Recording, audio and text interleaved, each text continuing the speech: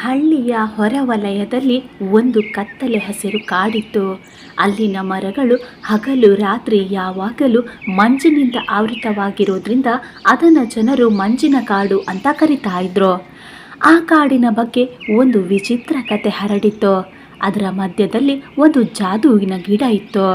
ಆ ಗಿಡ ಭಯ ಬಂದವರಿಗೆ ಧೈರ್ಯ ಕೊಡ್ತದೆ, ಮೋಸ ಮಾಡಿದವರಿಗೆ ಸತ್ಯ ಹೇಳ್ತದೆ, ಧರ್ಮ ಮಾಡಿದವರಿಗೆ ದಾರಿ ತೋರಿಸ್ತದೆ ಎಂಬುದು. ಹಳ್ಳಿಯ ಮಕ್ಕಳು ಆ ಗಿಡವನ್ನು ನೋಡಲು ತುಂಬ ಕುತೂಹಲ ಪಡ್ತಾ ಇದ್ರು. ದೊಡ್ಡವರು ಅಲ್ಲಿಗೆ ಹೋಗಬೇಡಿ, ಅಪಾಯ ಅಂತ ಎಚ್ಚರಿಸ್ತಾ ಇದ್ರು. ಆದರೆ ಮೈನಾ ಹಕ್ಕಿ ಮತ್ತು ಗಿಣಿ ಹರಿ ಮಾತ್ರ ಕುತೂಹಲದಿಂದ ತುಂಬಿದ್ರು. ಒಂದು ಬೆಳಿಗ್ಗೆ ಮೈನಾ ಹಕ್ಕಿ ಕುತೂಹಲದಿಂದ ಕೇಳ್ತಾಳೆ, ಹರಿ, ಜಾದುವಿನ ಗಿಡ ನಿಜವಾಗಿಯೂ ಇದೆಯಾ? ಅದು ನಿನಗೆ ಗೊತ್ತಾ?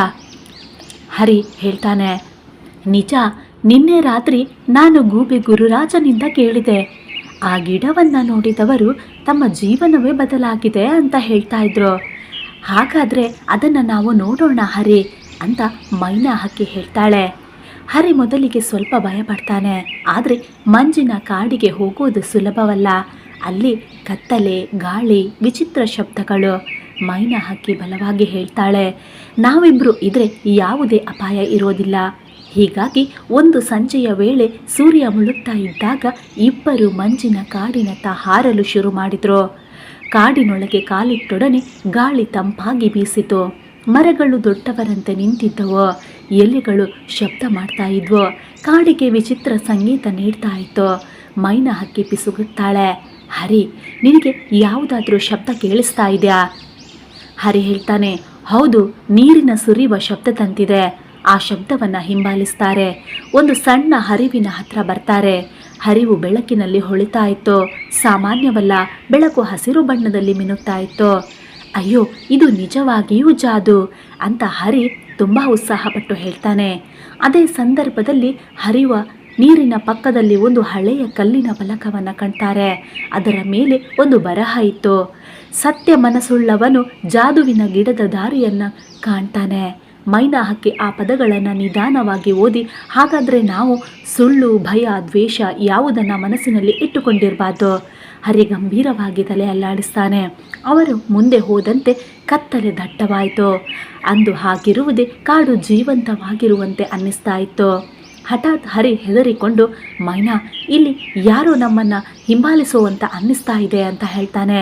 ಮೈನಾ ಹಕ್ಕಿ ಧೈರ್ಯವಾಗಿ ತಿರುಗಿ ನೋಡ್ತಾಳೆ. ಕತ್ತಲೆಯಲ್ಲಿ ಎರಡು ದೊಡ್ಡ ಕಣ್ಣುಗಳು ಕಾಣಿಸಿದವು. ಇಬ್ಬರಿಗೂ ಭಯ ಆಯಿತು. ಅಯ್ಯೋ ಅಂತ ಹರಿ ಗಾಬರಿಯಿಂದ ಹೇಳ್ತಾನೆ.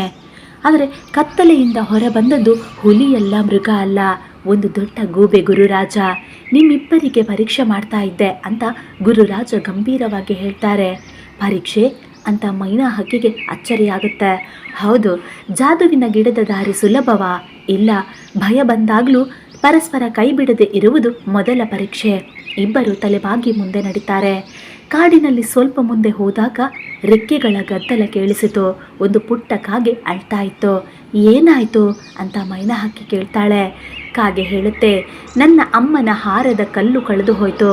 ನಾನು ಗಮನ ಕೊಡದೆ ಆಟ ಆಡಿದೆ ಅಂತ ಅಳ್ತಾ ಇತ್ತು. ಹರಿ ಹೇಳ್ತಾನೆ, ಅಯ್ಯೋ, ಇದನ್ನು ಚಿಕ್ಕದಾಗಿ ನೋಡಬಾರ್ದು. ಕಳೆದು ಹೋಯಿತು ಅಂದರೆ ಅದನ್ನು ಹುಡುಕ್ಬಹುದು. ಮೈನಾ ಹಕ್ಕಿ ಆ ಪುಟ್ಟ ಕಾಗೆಗೆ ಸಹಾಯ ಮಾಡಲು ಮುಂದಾಗ್ತಾರೆ. ನೆಲದ ಮೇಲೆ ಬೆಳಕು ಪಡೆಯುತ್ತಿದ್ದ ಹಸಿರು ಗುರುತುಗಳನ್ನು ಅನುಸರಿಸಿ ಅವರು ಕಲ್ಲನ್ನು ಹುಡುಕಿ ಕಾಗೆಗೆ ಹಿಂತಿರುಗಿಸ್ತಾರೆ. ಕಾಗೆ ನಗ್ತಾ ಹೇಳಿತು, ನಿಮ್ಮ ಶುಭ ಹೃದಯಕ್ಕೆ ಜಾದುವಿನ ದಾರಿ ತೆರೆದುಕೊಳ್ಳಲೆ. ಎದುರೇ ಇರುವ ಮಂಜು ನಿಧಾನವಾಗಿ ಬದಲಾಗತೊಡಗಿತು. ಒಳಗಿಂದ ಹೊಸ ದಾರಿ ತೆರೆದು ಕಾಣಿಸಿಕೊಂಡಿತು. ವಾ, ಇದು ಕಾಗೆಯ ಆಶೀರ್ವಾದ ಮೈನಾ ಅಂತ ಹರಿ ಖುಷಿಯಾಗಿ ಹೇಳ್ತಾನೆ. ಹೊಸ ದಾರಿಯಲ್ಲಿ ಮಂಜು ತುಂಬಿ ತುಳುತ್ತಾ ಇತ್ತು. ದಾರಿಯ ಅಂತ್ಯದಲ್ಲಿ ಒಂದು ಅದ್ಭುತ ಬೆಳಕು. ಅವರು ಹತ್ತಿರ ಹೋಗ್ತಾ ಇದ್ದ ಹಾಗೆ ಒಂದು ದೊಡ್ಡ ಗಿಡ ಬೆಳಕಿನಲ್ಲಿ ಮಿನುಗ್ತಾ ಇದ್ದಂತೆ ಕಂಡಿತು. ಅದರ ಎಲೆಗಳು ಚಿನ್ನದ ಬಣ್ಣಕ್ಕೆ, ಕೊಂಬೆಗಳು ಹಸಿರು ಹೂವಿನಂತೆ ಹೊಳಿತಾ ಇದ್ವು. ಇದೇನಾ ಜಾದುವಿನ ಗಿಡ ಅಂತ ಮೈನಾ ಹಕ್ಕಿ ದಂಗಾಗ್ತಾಳೆ. ಅದೇ ಕ್ಷಣದಲ್ಲಿ ಗಿಡದಿಂದ ಮೃದುವಾದ ಧ್ವನಿ ಕೇಳಿಸಿತು. ಸ್ವಾಗತ ಸ್ನೇಹಿತರೆ. ಗಿಡ ಮಾತನಾಡ್ತಾ ಇತ್ತು. ಜಾದುವಿನ ಗಿಡ ಧ್ವನಿಯಲ್ಲಿ ಹೇಳಿತು, ನೀವು 3 ಗುಣಗಳಿಂದ ಇಲ್ಲಿಗೆ ಬಂದಿದ್ದೀರಿ. 1 ಧೈರ್ಯ, 2 ಸಹಾಯ ಮಾಡುವ ಹೃದಯ, 3 ಸತ್ಯತೆ. ಹೀಗಾಗಿ ನನ್ನ ಆಶೀರ್ವಾದ ನಿಮಗೆ ದೊರೆತದೆ. ಮೈನಾ ಹಕ್ಕಿ ಮೃದುವಾಗಿ ಹೇಳ್ತಾಳೆ, ಜಾದೂ ಗಿಡವೇ, ನಿನ್ನ ಶಕ್ತಿ ಏನು? ಅದಕ್ಕೆ ಗಿಡ ಉತ್ತರಿಸ್ತದೆ, ನಾನು ಹೃದಯದೊಳಗಿನ ಇಚ್ಛೆಯನ್ನು ಶಕ್ತಿಗೊಳಿಸ್ತೇನೆ. ಯಾರಿಗೆ ಸತ್ಕಾರ್ಯ ಮಾಡಲು ಮನಸ್ಸಿರುತ್ತೋ ಅವರಿಗೆ ದಾರಿ ತೋರ್ತೇನೆ. ಹರಿ ಕುತೂಹಲವಾಗಿ ಕೇಳ್ತಾನೆ, ನೀನು ನಮಗೇನು ಕೊಡ್ಬೋದು? ಗಿಡ ನಕ್ಕಂತೆ ಅದರ ಎಲೆಗಳಿಂದ 3 ಹೊಳೆಯುವ ಹನಿಗಳು ಕೆಳಗೆ ಬೀಳ್ತವೆ. ಈ ಹನಿಗಳು ಮೈನಾ ನಿನಗೆ ಧೈರ್ಯದ ಹನಿ, ಹರಿ ನಿನಗೆ ಜ್ಞಾನದ ಹನಿ. ಇದು ನಿಮಗೆ ಕಷ್ಟಗಳ ದಾರಿಗೆ ಬೆಳಕು ಬೀರ್ತದೆ. ಅವರು ಹಿಂತಿರುಗಲು ಹೊರಟಾಗಲೇ ಮಳೆ ಶುರುವಾಯಿತು. ಗಾಳಿ ಬೀಸಿತು, ಮರಗಳು ಶಬ್ದ ಮಾಡ್ತಾ ಇತ್ತು, ಗಾಳಿ ತೀವ್ರವಾಗಿತ್ತು. ಮೈನಾ ಹಕ್ಕಿ ಹೇಳ್ತಾಳೆ, ಹರಿ ತ್ವರಿತವಾಗಿ ಮರಕ್ಕೆ ಹಾರೋಣ. ಆದರೆ ಹರಿ ಒಂದು ಬಲವಾದ ಗಾಳಿಯಲ್ಲಿ ಕೆಳಗೆ ಬೀಳಲು ಶುರುವಾಗ್ತಾನೆ. ಹರಿ ಅಂತ ಮೈನಾ ಕೂಗ್ತಾಳೆ. ಅದೇ ಸಮಯದಲ್ಲಿ ಜಾದು ಗಿಡದ ಹನಿ ಹೊಳೆಯಿತು. ಮೈನಾ ಹಕ್ಕಿಯ ರೆಕ್ಕೆಗಳು ಪ್ರಬಲವಾದವು. ಅವಳು ಹರಿಯತ್ತ ಹಾರಿ ಅವನನ್ನು ಹಿಡಿದು ರಕ್ಷಿಸ್ತಾಳೆ. ಹರಿ ಬೆಚ್ಚಿ, ಮೈನಾ ನಿನ್ನ ಧೈರ್ಯ ಅದ್ಭುತ. ಗಿಡ ದೂರದಿಂದ ಬೆಳಗ್ತಾ ಇತ್ತು. ಸ್ನೇಹ ಮತ್ತು ಧೈರ್ಯ ಇವೇ ಜಾದುವಿನ ನಿಜ ಶಕ್ತಿ ಅಂತ ತೋರ್ತಾ ಇತ್ತು. ಮಂಜಿನ ಕಾಡಿನಿಂದ ಹೊರ ಬಂದಾಗ 3 ತಿಂಗಳು ಕಳೆದಂತೆ ಅನ್ನಿಸಿತು. ಆದರೆ ಅದು ಕೇವಲ ಒಂದು ರಾತ್ರಿಯ ಕತೆ. ಹಳ್ಳಿಗೆ ವಾಪಸ್ ಹೋದಾಗ ಹಳ್ಳಿಯ ಎಲ್ಲ ಹಕ್ಕಿಗಳು ಮತ್ತು ಜನರು ಆಶ್ಚರ್ಯದಿಂದ, ನೀವು ಮಂಜಿನ ಕಾಡಿನಲ್ಲಿ ಬದುಕಿ ಬಂದಿರಾ ಅಂತ ಕೇಳ್ತಾರೆ. ಮೈನಾ ಹಕ್ಕಿ ನಗ್ತಾ ಹೇಳ್ತಾಳೆ, ನಮ್ಮ ಸ್ನೇಹ, ಸತ್ಯತೆ, ಧೈರ್ಯ ಅವೇ ನಮಗಾದ ಬಲ. ಹರಿ ಹೇಳ್ತಾನೆ, ಇದೆಲ್ಲ ಜಾದುವಿನ ಗಿಡದ ದಯೆ. ಹಳ್ಳಿಯ ಹಿರಿಯರು ಗೌರವದಿಂದ ಹೇಳ್ತಾರೆ, ನೀವಿಬ್ಬರು ನಮ್ಮ ಊರಿನ ಗೌರವ. ಆ ದಿನದಿಂದ ಮೈನಾ ಹಕ್ಕಿ ಅಪಾಯದಲ್ಲಿ ಇರುವ ಹಕ್ಕಿಗಳಿಗೆ ದಾರಿ ತೋರಿಸ್ತಾಳೆ. ಹರಿ ಸಣ್ಣ ಪ್ರಾಣಿಗಳಿಗೆ ಜ್ಞಾನ ಹೇಳುವ ಗುರು ಆಗ್ತಾನೆ. ಹಳ್ಳಿಯಲ್ಲಿ ಭಯ, ಸುಳ್ಳು, ದ್ವೇಷ ಎಲ್ಲವೂ ನಿಧಾನವಾಗಿ ಕಡಿಮೆಯಾಗತೊಡಗ್ತವೆ.